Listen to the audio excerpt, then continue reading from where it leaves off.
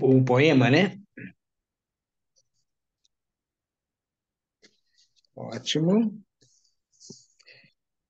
Então, bom dia. Estamos nesse dia 25 de novembro, sábado, iniciando a leitura do livro Andar, Falar e Pensar. E esse livro, ele vem numa sequência de livros que nós temos lidos, bem dentro do princípio de trazer a antroposofia de uma forma prática, né?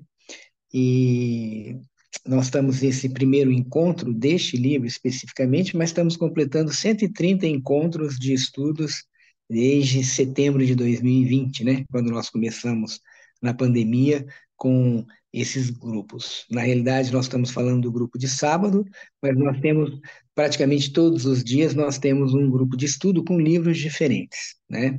Ou, às vezes até tem algum momento que dois grupos leem o mesmo livro, mas essa é a ideia de trazer a antropologia para o maior número de pessoas possível, né? E sempre começamos com uma leitura de um verso. Eu escolhi um verso que tem a ver um pouco com esse tema. Só um minuto, por favor. Esse verso está nesse livro de poemas e pensamentos, né? Tem vários poemas e pensamentos, basicamente do Rudolf Steiner, mas também de outras pessoas. Então, o verso é esse. No pensar, lucidez. No sentir, afeição. No querer, ponderação.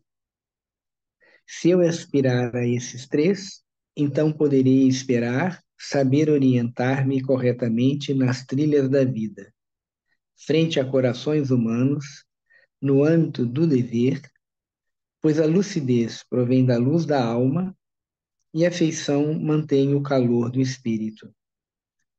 Ponderação revigora a força vital. E tudo isso, aspirado na confiança em Deus, conduz nos caminhos humanos a bons e seguros passos na vida. Rudolf Steiner. Então é interessante porque aqui ele fala do pensar, do sentir e do agir, né, do querer, e o andar, falar e pensar são três características humanas básicas, né, que nós adquirimos nos 3 primeiros anos de vida, nessa sequência, né, o andar, o falar e o pensar. Então vamos começar com a leitura, a gente possa, né, ampliar essa compreensão desses três impulsos humanos, né? Então, a Maria Lourdes vai ser a nossa leitora. Por favor, Maria Lourdes.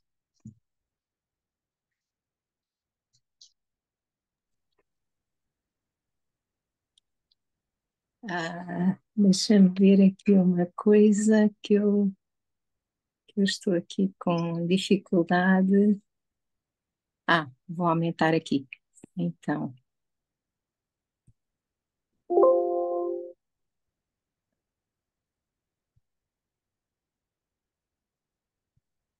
desculpem, é que eu estou no celular e então passei para o portátil para ter o texto e então, estou a demorar um bocadinho mais.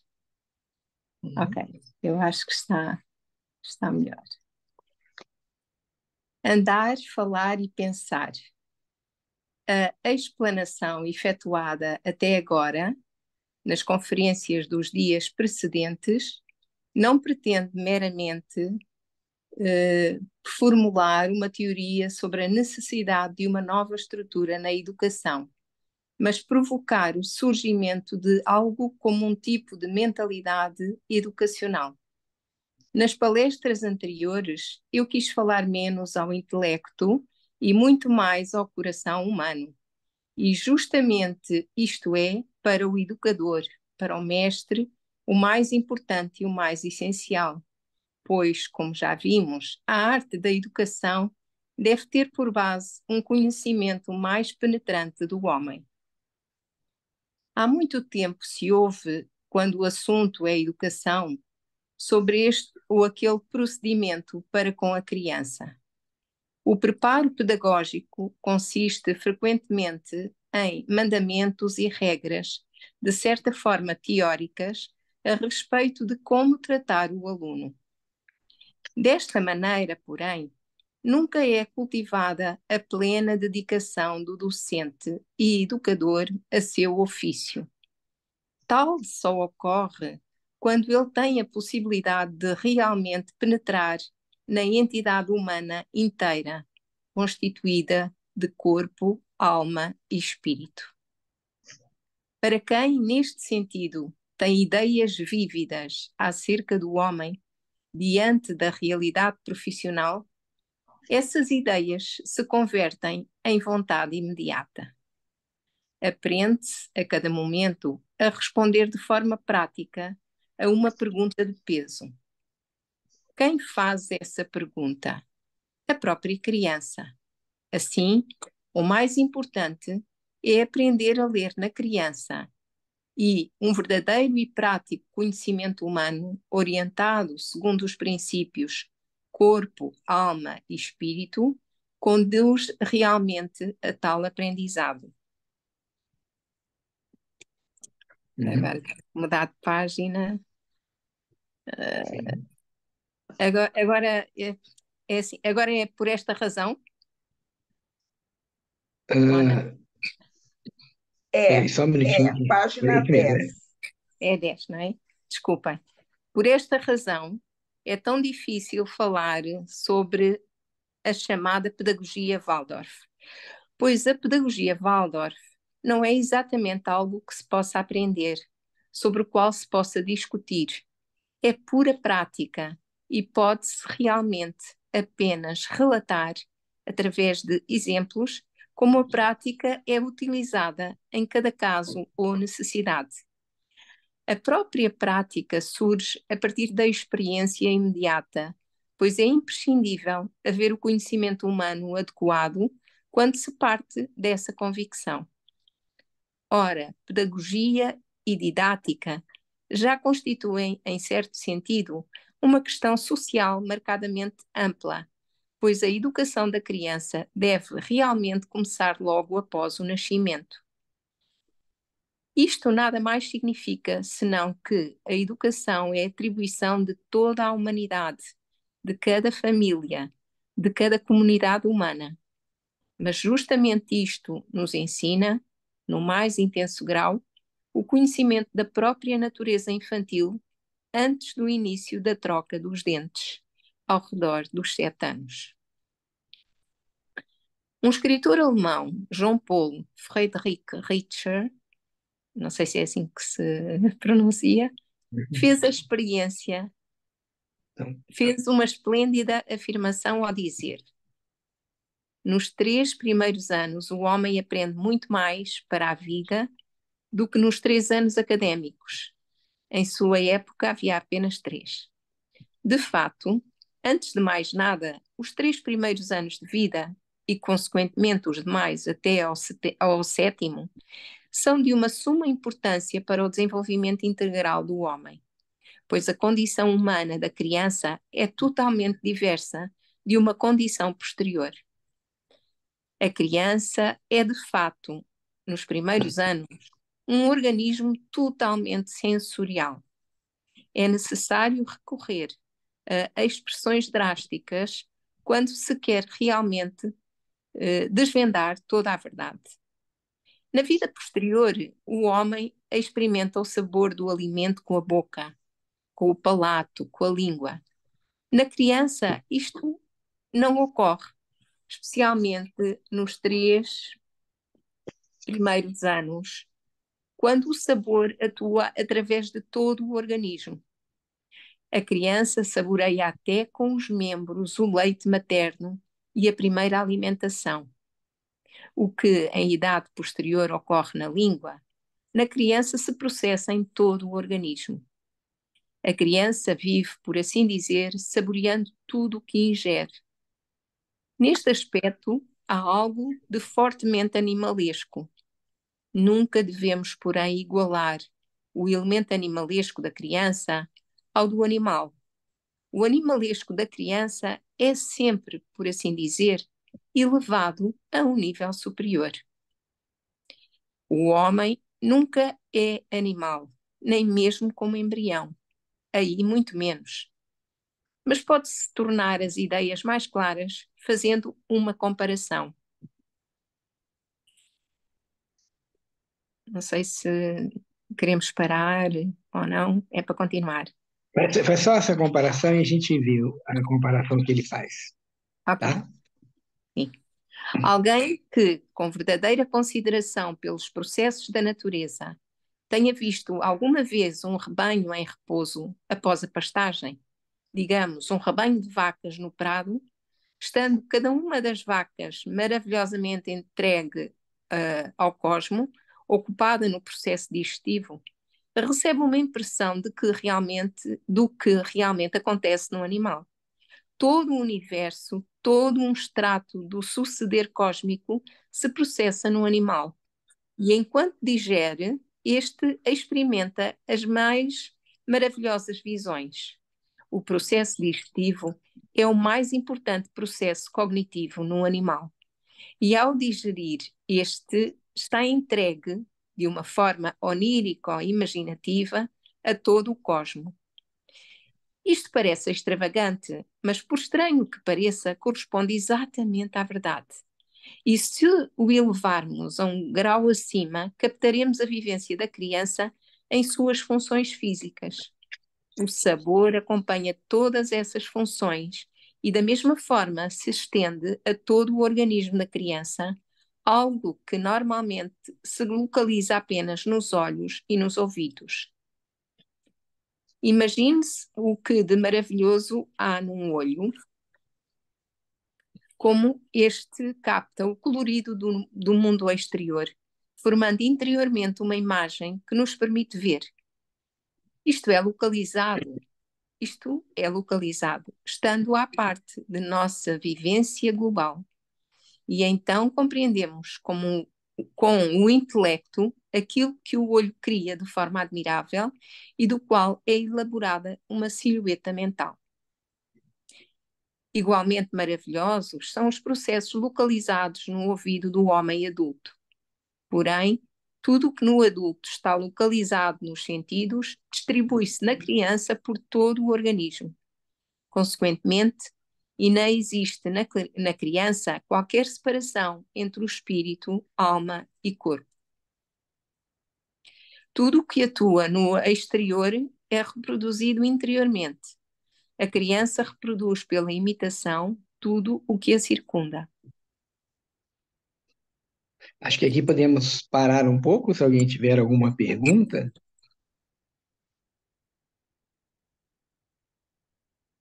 Tem alguma questão, alguma pergunta do que ele fala aqui? Eu tenho, doutor Ronaldo. Sim. É exatamente isso que ela leu agora do corpo, da alma e do espírito, né? Uhum. Essa localização, vamos pensar assim, essa localização no ser humano. Na criança está falando que está tudo integrado, eu não sei quando que vai separar, mas na condição de adulto aqui, o corpo físico, a alma. Eu não leio muita coisa do Steiner sobre a alma ou sobre só o espírito, sempre está junto, então fica aquela confusão para mim. É. Então, primeiro pensar o que ele fala aqui, que ele traz essa importância de que a pedagogia, Waldorf, ela se propõe a ser prática e não apenas teórica, né?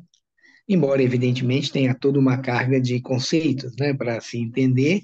E esse princípio do corpo, alma e espírito é um princípio essencial que nós agora estamos usando nesse momento, né? Eu estou vendo, por exemplo, você está escrevendo aí, né?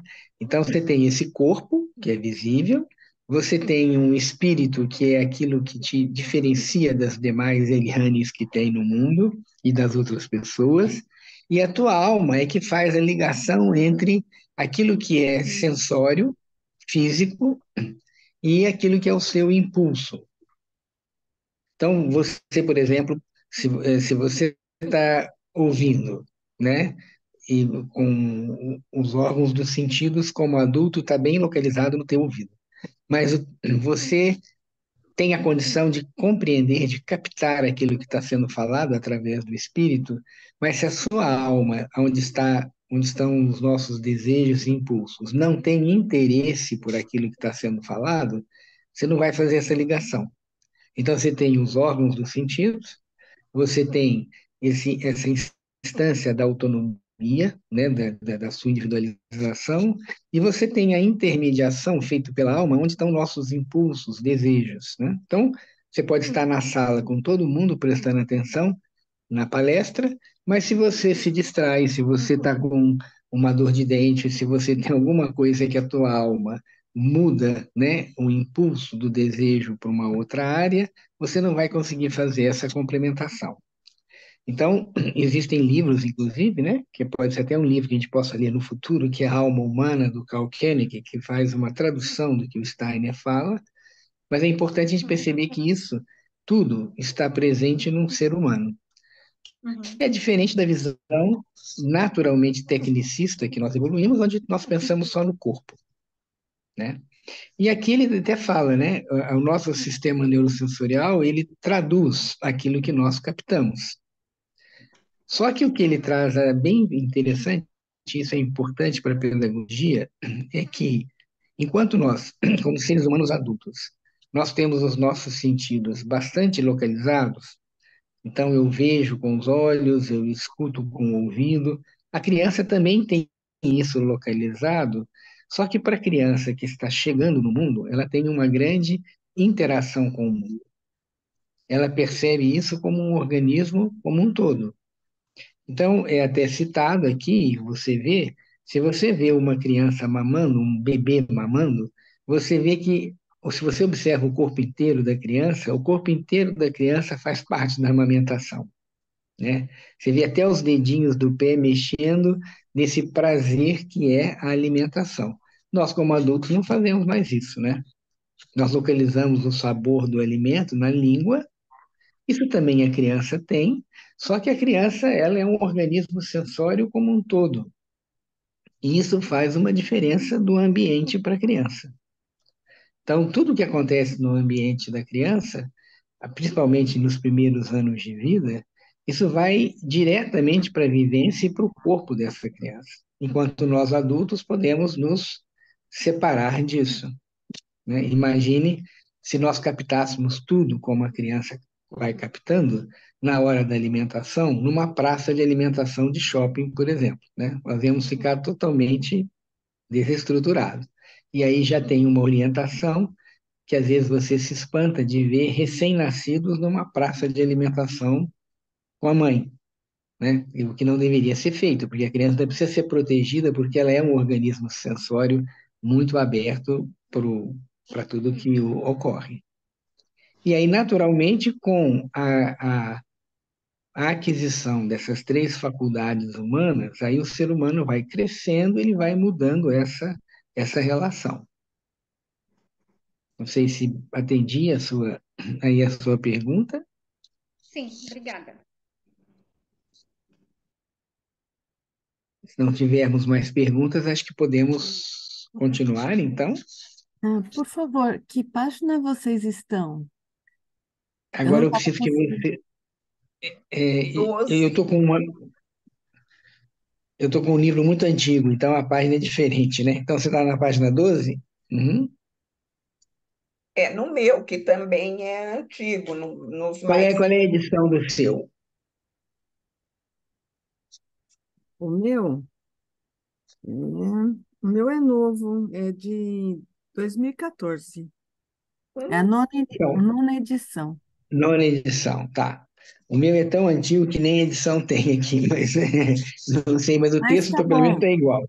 para mim tá bom, tá por volta da 12, aí eu me localizo. É, Não acho estava que a conseguindo Sandra lê. entrar, eu não estava conseguindo entrar. Estou tentando desde Tá as ótimo. 8h15. Tá joia. É na página 12, sim, eu também tenho a nona edição. É na página É, 12, 12. está Uhum. indo no segundo, terceiro parágrafo. Muito obrigada. Acho que a Sandra está com a mão levantada.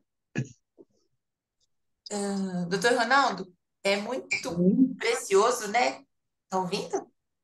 Sim, Quando estamos ouvindo, estou ouvindo. fala, né, dessa vivência da criança, né? Nós aprendemos muito mais nos 3 primeiros anos de vida. Sim. O que o senhor remete com essa questão toda, né? Dessa Uhum. alimentação, dessa questão de estar protegendo, né? que Uhum. nos dias de hoje a gente vê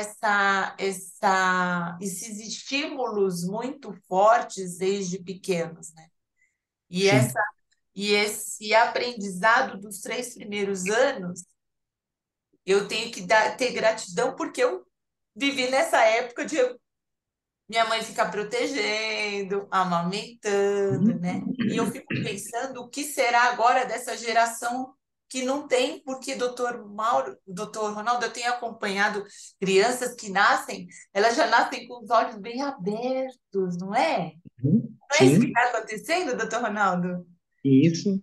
Antigamente as crianças, isso é bem mais antigamente, né? Mas talvez lá para o início do século passado, até os anos 40, provavelmente, as crianças nasciam de olhos fechados, né? Porque era uma proteção também para esse ambiente. E é lógico que a criança precisa conviver com o ambiente. Mas nós temos, dentro de uma visão mais materialista, assim, quanto mais a criança entra em contato, mais rápido ela entra em contato com o ambiente, mais ela está preparada. Mas, na realidade, do ponto de vista esotérico, a criança está vindo de um mundo espiritual muito diferente do mundo físico, e ao chegar no mundo físico, ela precisa de um certo tempo para tomar conta de si, né, para introduzir, começar com o seu processo de desenvolvimento, e aí, gradativamente, ela vai se abrindo para o mundo. É lógico que hoje em dia a gente não consegue mais fazer, porque até no início do século passado, a vivência era muito mais, muito menos, com muito menos estímulos externos, né? Então, hoje você tem muitos estímulos, muitos ruídos, mesmo que você fique dentro de casa, você tem muito disso. Algumas casas, inclusive, à noite, tem o brilho de letreiros, né, que tem na cidade, aqueles letreiros luminosos. Então, tudo isso vai interferindo. Quanto mais nós pudermos proteger a criança, para que no momento em que ela vá realmente entrar em contato com o mundo, ela esteja mais fortalecida internamente.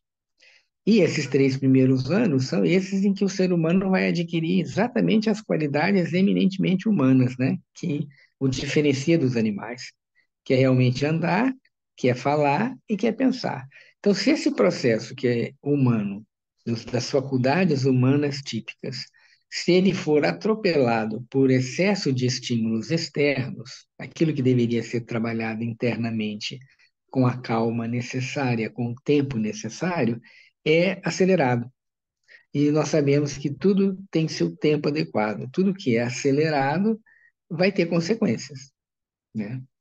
Então, qualquer pessoa sabe se eu vou cozinhar um alimento e eu acelero o processo artificialmente, o alimento não vai ficar tão bom quanto ele, se ele for cozido ou assado no tempo adequado, né? E fazendo uma comparação assim um pouco grosseira, mas na realidade é isso, né? Quer dizer, nós temos que preparar as coisas no tempo, assim como a gente vê no mundo vegetal, né? Então, quando você vê uma fruta que amadurece no pé adequadamente, é completamente diferente de uma fruta que é estimulada com substâncias químicas para que ela amadureça rapidamente, né? Quem come uma fruta natural, que nasce no pé, e uma fruta que é amadurecida forçadamente, né, vê completamente a diferença que existe de uma para outra. Sim, Obrigada, doutor. bem, É nada. certo. Obrigada. Podemos continuar, Maria Lourdes?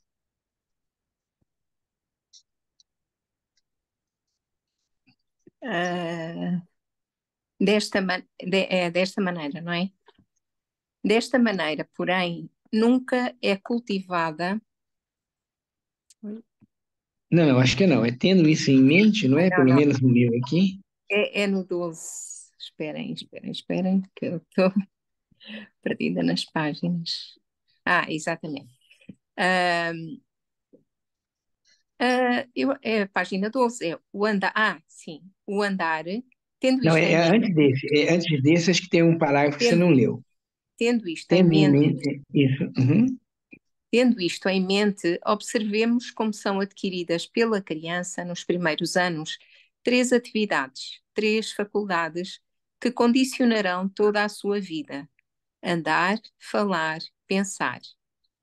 O andar é, poderíamos dizer, uma abreviatura, uma curta expressão de algo muito mais abrangente. Dizemos que a criança aprende a andar pelo fato de este aspecto ser o mais evidente. Mas este aprender a andar implica colocar-se em posição de equilíbrio diante do mundo espacial. Enquanto crianças, procuramos a postura ereta, procuramos colocar as pernas em tal relação com a força da gravidade que com isto possamos obter o equilíbrio. Tentamos o mesmo com os braços e as mãos. Todo o organismo se orienta. Aprender a andar significa encontrar as direções espaciais do mundo e nelas engajar o próprio organismo. Trata-se aqui de observarmos da maneira correta como a criança é um ser sensorial e imitativo, pois nos primeiros anos de vida tudo tem de ser aprendido através da imitação, captado pela imitação do meio ambiente.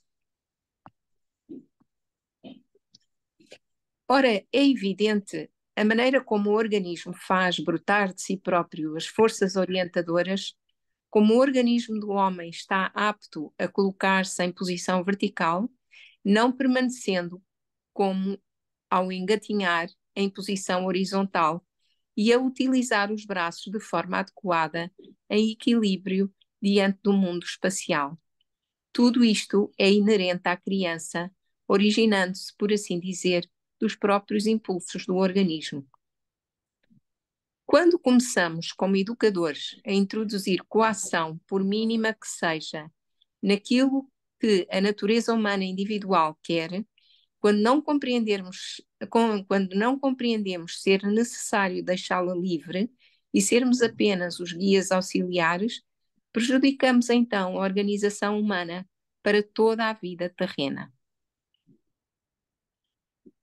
Quando, portanto, obrigamos erroneamente a criança a andar através de métodos externos, não nos limitando a ajudá-la, querendo ao contrário pressioná-la a andar, a ficar de pé, prejudicamos sua vida até à morte, especialmente na idade mais avançada. Pois uma verdadeira educação não se trata de simplesmente olhar para o momento presente da criança, mas de considerar toda a vida humana até à morte. Precisamos saber que na idade infantil se encontra o germe de toda a vida humana terrena. Ora, a criança, por ser um organismo sensorial extraordinariamente delicado, é sensível não somente às influências físicas do seu meio ambiente, mas principalmente às influências mentais. Por mais paradoxal que possa parecer à mentalidade materialista, a criança sente o que pensamos à sua volta. E é importante não somente que, como pais ou educadores, evitemos atitudes impróprias visíveis, mas que sejamos interiormente verdadeiros e permeados de moral em nossos pensamentos e sentimentos, os quais a criança sente e capta. É que ela estrutura seu ser não somente de acordo com nossas palavras ou ações, mas segundo a nossa atitude moral, nosso desempenho mental e afetivo. E para a primeira época da educação infantil, até ao 7º ano, é sumamente importante o ambiente à sua volta. Surge então a pergunta: o que podemos mesclar à nossa ajuda no aprendizado do andar e da autoorientação? Trata-se aqui de observar as conexões da vida por meio de uma ciência espiritual e não mediante uma ciência morta e desespiritualizada. Tomemos uma criança que, por quaisquer meios coercivos considerados corretos, tenha sido obrigada a andar, a orientar-se no espaço, e observemo-la então depois, aos 50 anos, entre os 50 e os 60, se nada diferente houver interferido durante a vida, nós haveremos a essa altura padecendo de todas as possíveis enfermidades metabólicas incontroláveis por ela, reumatismo, gota, etc.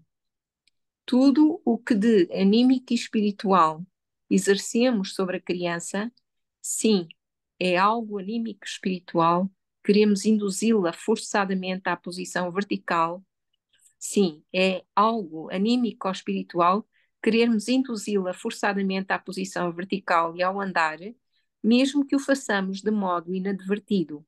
Chega a atuar nela em âmbito físico. As forças que produzimos através de medidas altamente questionáveis perduram por toda a vida humana e, não tendo sido corretas, manifestam-se em enfermidades físicas. Toda a educação é, no caso da criança, educação física. Não se pode educar o aspecto físico em separado, pois toda a educação anímico-espiritual na criança é fisicamente atuante, é educação física. Quando se vê numa criança o organismo orientar-se para ficar ereto, para andar, quando se atenta com um íntimo sentimento de amor para este maravilhoso segredo do organismo humano, que é capaz de progredir da posição horizontal para a vertical, quando se tem um sentimento religioso de postar-se com tímida veneração diante das forças criadoras divinas que orientam a criança no espaço, quando, em outras palavras, lá se está como guia auxiliar no andar, no aprender a orientar-se, como quem ama intimamente a natureza humana no ser infantil, à medida que acompanha com amor cada manifestação dessa natureza humana, produzem-se na criança forças sadias, ainda visíveis, justamente num metabolismo sadio entre os 50 e os 60 anos, quando é necessário controlar esse metabolismo. Este é, pois, o segredo da evolução humana. Aquilo que em certa etapa da vida é anímico ou espiritual, torna-se posteriormente físico, manifesta-se fisicamente depois de muitos anos. Isto basta sobre aprender a andar. Uma criança amorosamente conduzida a andar torna-se uma pessoa sadia. E empregar o amor no aprendizado do andar contribui consideravelmente para a educação corporalmente sadia da criança. Acho que aqui podemos parar, que agora ele vai começar com o falar, com a outra faculdade, né? Então, existe aqui alguma pergunta, alguma observação sobre o que ele falou?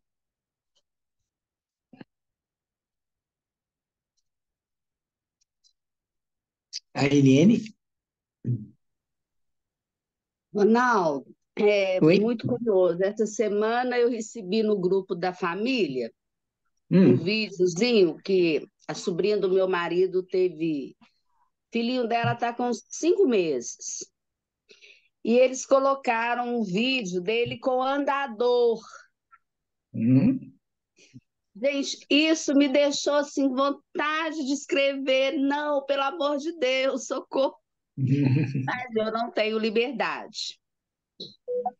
E aí eu fiquei, uhum, meu Deus. Aí a outra, minha cunhada, escreveu: ai, que lindo, ele é muito esperto.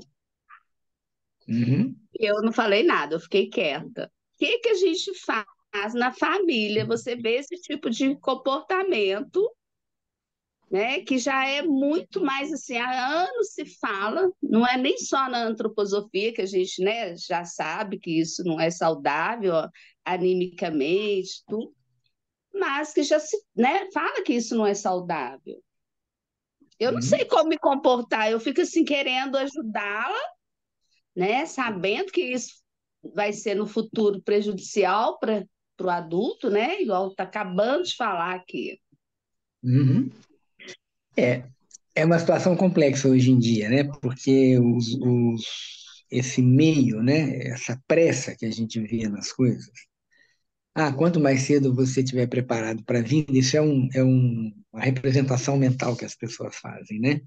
Quanto mais cedo você aprender a ler, quanto mais cedo você aprender a mexer com o computador, com o celular, mais você está preparado para a vida. Isso, de um ponto de vista tecnicista, é um raciocínio. Mas para nós, não é, né, do ponto de vista esotérico. Porque tudo aquilo, como nós já falamos, tudo que é forçado vai, como ele mesmo colocou aqui, isso vai trazer problemas, principalmente para o sistema metabólico, né? Porque o andar está no sistema metabólico. Então, se eu acelero isso, eu vou. Lógico que isso não vai acontecer com todas as crianças, com todos os seres humanos, mas, em princípio, eu estou indo contra um arquétipo que é a necessidade do ser humano lentamente se preparar, né, para ficar em pé, que é um aspecto bastante importante e difícil. Porque um ser humano, uma das coisas mais difíceis que nós conseguimos é ficar em pé, vencer a gravidade. Tanto que nós podemos ficar muito tempo numa sala de aula porque estamos assentados. O professor está em pé, mas ele geralmente está andando, ele está se movimentando, né? Agora, é muito complicado porque hoje em dia isso é um status quo. Assim, não, nós temos que fazer dessa forma. E a sua pergunta é: como poder ajudar? Com certeza, o que eu sugeriria era nunca num meio como o WhatsApp, né? Isso teria que ser uma conversa pessoal e com tranquilidade, mostrando outras. Porque se você coloca isso no grupo, nossa, o que vai chover de crítica para você vai ser incrível, porque todo mundo vai falar, mas isso é o que todo mundo faz. De É. novo, é uma pressão social, né? É uma pressão Uhum. que as pessoas têm de uma pressão de conformidade. Eu tenho que estar conforme o que o mundo moderno faz. E você vai ser falado, ih, lá vem a tia, a avó antiquada, né? É. E, e aí vai gerar uma série de questões que não vão ajudar em nada. Se você tiver acesso a essa pessoa e puder um dia conversar com essa pessoa, não no sentido de convencê-la, né? Mas no sentido de esclarecer um ponto de vista, né? Eu acho que é muito importante a gente sempre partir do princípio. Eu vou te trazer um parâmetro diferente, né? Que é um modo de pensar diferente. E você se adapta, né? Você veja, observe a vida, né? Porque normalmente o jovem não está olhando para o futuro. É bem interessante o que ele fala aqui da pedagogia. Eu não posso olhar só para o presente, eu tenho que olhar para o futuro. Agora, o jovem está olhando para onde? Para o presente. Alguém tem que olhar para o futuro, né? Os jovens vêm com toda essa pressão de conformidade. O que é o presente? É ser rápido, que bonitinho que, que essa criança já consegue fazer coisas. Nossa, que gênio. Infelizmente, é isso que a gente vive, né? É. Infelizmente, essa é a realidade. Então, o que nós podemos fazer é contribuir trazendo um parâmetro diferente para essa pessoa, né? Então, como que você pode pensar de uma forma um pouco diferente, porque mudar realmente é muito difícil, e ainda mais quando você hoje em dia vive nessa situação de polarizações, né? De grupos É. que se fecham e querem, inclusive, justificar, né? Aquilo que fazem. Quanto melhor, quanto mais pessoas fazem aquilo que eu faço, mais eu me justifico, né? Então, isso é um desafio de hoje, né? Um grande desafio do mundo de hoje é como que nós contribuímos para esclarecimento, não convencimento, né? Tudo Obrigada. bem, Lê? Nada. Ótimo. E acho que tem mais uma pessoa, eu aqui não estou vendo quem é que está, que eu tô. Eu Tem mais estou alguém com com a uma... mão levantada? Quem? Desculpa? Eliane, A Eliane, desculpa, que eu estou no celular, às vezes eu não vejo direito. Pode falar, Eliane. eu também estou no celular, fica muito ruim. Mas assim, ó, escutando aí a fala é, das posições, né, que a gente tem na vida de ficar em pé, nós temos três, né, que é ficar em pé, sentado ou deitado, Sim. na vida Uhum. toda, né? Mas a minha pergunta é sobre ainda a movimentação das crianças, quanto à natação que os pais estimulam nas crianças, nos bebezinhos. Como que fica isso? É interessante, né? O raciocínio que você falou agora, bem interessante isso. Existe uma relação do que eu me lembro de ter lido no passado. A criança, ela no início, ela está dentro de um meio líquido, né? A bolsa das águas, dentro do ventre materno. Então, existe inclusive o parto na água, onde a criança sai do ventre materno, mas ela continua num meio líquido, né? Que seria, num primeiro momento, bem fisiológico. Agora, depois, naturalmente, a criança ela precisa se contrapor à gravidade, porque se ela não se contrapõe à gravidade, ela não vai conseguir andar, né? Porque para ela andar, a primeira coisa que ela precisa é ficar em pé, é vencer a gravidade, né? Mas como a criança veio desse meio líquido, e realmente o que se mostra muito, se você joga uma criança pequenininha, se ela fica na água, ela sai nadando. Depois nós vamos tendo medo, né? A criança vai ganhando medo desse processo. Mas, embora seja um processo que é uma continuidade do processo gestacional, mas para vencer a gravidade, para ficar em pé e para poder andar, a criança tem que vencer a gravidade. E na água isso não vai acontecer, né?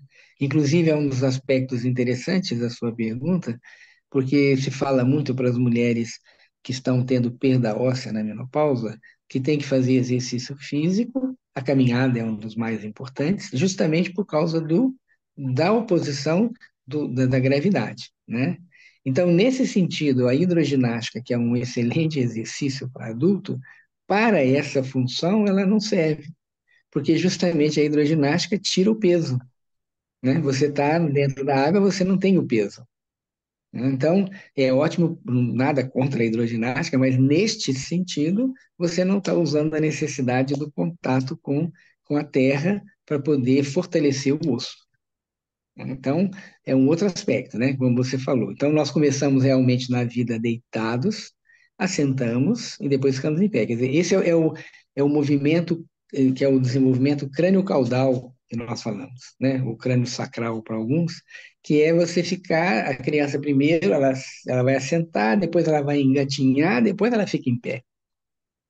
E esse processo é necessário justamente para que a pessoa possa absorver, né, essa característica de poder caminhar, né?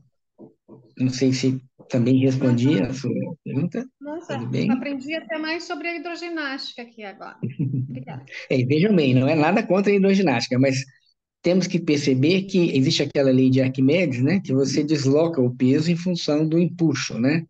E isso, na realidade, assim, quando eu coloco um objeto dentro de uma questão líquida, você tira o peso, é o que acontece no nosso cérebro também. Nosso cérebro pesa, em média, 1,5 kg, mas em função do líquor cefalorraquidiano, o cérebro boia nesse espaço dentro do nosso crânio, e ele pesa, então, aproximadamente 20 gramas, por causa desse deslocamento de peso. Se você tirasse o líquido, o cérebro esse 1,5 kg ia pesar, o cérebro ia cair sobre a base do crânio e seria incompatível com a vida, porque você esmagaria substâncias do sistema neurosensorial chamado ponte, cerebelo, toda essa questão que nos permitem respirar, o batimento cardíaco, ter o equilíbrio. Imagina se você tirasse o líquor. Então, isso é uma realidade. Se você coloca um corpo na água, o peso dele fica diferenciado por causa dessa lei, né? Então, nada contra a hidroginástica, é só para a gente poder saber contextualizar, né, do que é necessário. Acho que mais alguém levantou a mão aqui, eu não estou vendo, desculpa, acho que a Cida tinha levantado a mão, não sei. Ok, eu também, Ronaldo, quando puder. Sim, Maria Lúcia, aí eu não sei, Cristina, você que está aí acompanhando, quem que levantou a mão que eu não consigo? Só a Maria Lourdes. Então tá, eu tive a impressão que a Cida tinha levantado. Então, Maria Lúcia, pode falar, por favor? Eu achei interessante aquela parte em que ele refere que até o que nós pensamos, ou os adultos à volta da criança pensam, vão influenciar muito no seu desenvolvimento. Achei isso muito potente, muito poderoso, e eu acho que todos os adultos, todos os pais, futuros pais, e mestres, professores, toda a gente que lida com crianças, deveria ter, pronto, este conhecimento. Outra coisa interessante é que hoje em dia eu não sei, eu hei de perguntar onde é que elas foram buscar esta investigação, porque elas dizem que pesquisam tudo e vão tem investigação de ponta. Então, que como o bebê nasce e é criado num líquido amniótico, que põe nos primeiros meses de recém-nascido e nos primeiros meses de vida, para o bebê adormecer e estar calminho, põe um aparelho que faz um som, que é um som horrível, na minha opinião, que parece ondas do mar, dizem elas, algumas mães. Então aquilo faz um barulho incrível, que eu não acho que sejam ondas do mar nenhumas, e é uma coisa eletrónica, é ou pilhas ou o que for, e portanto eu acho que aquilo fica perto, fica no berço do bebê e acho que aquilo prejudica, mas também Uhum. como dizer que se calhar essa fonte de investigação não é a única e poderá haver outras mais, não sei. Sim. Então, primeiro, com relação ao que você comentou, que foi dito aqui, o Steiner fala muito em outro texto, né, que os nossos pensamentos e sentimentos, eles são tão importantes quanto a nossa ação, né? Então, você entra, por exemplo, às vezes num ambiente, ninguém está falando nada, mas você sente que se você passar uma faca, você vai cortar o ar, né? Porque está tão denso. Isso vem pelos pensamentos e sentimentos.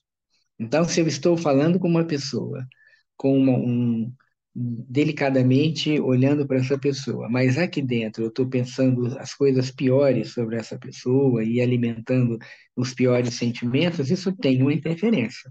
Imagina numa criança, né? Então você tem hoje em dia esses testes, esses vídeos, né, que mostram, você coloca água e emite um som próximo da água, né? Se for um som de um discurso de ódio, é diferente do som de uma música clássica, por exemplo, né? E isso nós temos, por que que é importante isso? Porque o organismo da criança, ele é 70% de água. Então, tudo aquilo que é dito vai para esse processo. Então, pensamentos e sentimentos são importantes. Como a criança é um ser sensório imitativo, ele falou isso muito claramente aqui, não adianta os pais falarem coisas morais, mas não fazerem coisas morais, porque a criança vai imitar o que o ambiente mostra. E esse aspecto que você falou, você usou muito bem. A criança, ela precisa sair realmente desse ambiente líquido, porque ela não é um ser anfíbio, ela é um ser terrestre. Ela tem que estar na Terra. E esses processos podem parecer bastante interessantes, mas por serem eletrônicos, isso já tem de novo, tem uma emissão, né? Não é o mais adequado. E aí, provavelmente, o ambiente é tenso, que faz com que a criança não durma, e aí você encontra uma solução prática, que é inventar uma coisa, criar uma coisa, que seria a mesma coisa falar assim, eu estou ansioso por uma questão da vida, e em lugar de olhar o que me traz ansioso, eu vou lá tomar um ansiolítico. Eu estou triste por uma questão da vida, em vez de enfrentar isso, eu vou lá e tomo um antidepressivo. De novo, isso vem dentro do aspecto materialista, tecnicista, cada vez mais crescente, de que você tem pressa para a resolução das coisas. Você não olha o problema realmente, você encontra soluções práticas, que não necessariamente acompanham o processo de desenvolvimento.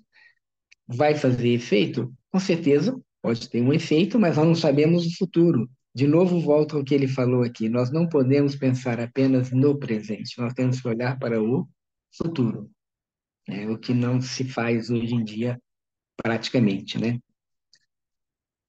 Bom, são 9h30 e chegamos, foi bem interessante, porque nós terminamos aqui esse primeiro aspecto do andar, né? No próximo sábado vai ser abordado, então, o falar, e aí nós vamos seguindo essa sequência, né?